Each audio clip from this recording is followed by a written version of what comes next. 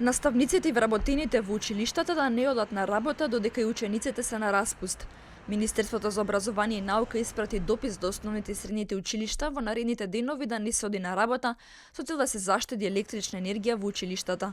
Во дописот се вели да не се организираат работни активности за наставниците, стручните соработници и административно-техничкиот кадар, освен за техничкиот кадар кој што е неопходен за обезбедување на објектите и имотот на училиштата.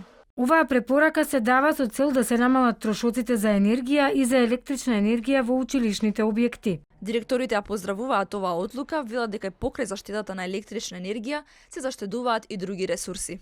Јас мислам дека е позитивно, не само електрична енергија, тука има и други трошоци.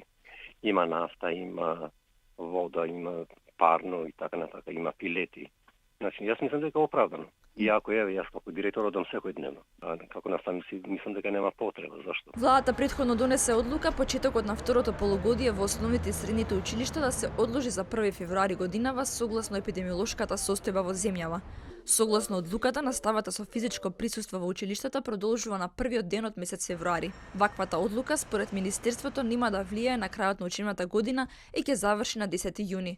За одложувањето на почетокот на второто полугодие дојде и критика од УНИЦЕФ, од каде вела дека земјава веќе имала најдолго затворање на училиштата во регионот.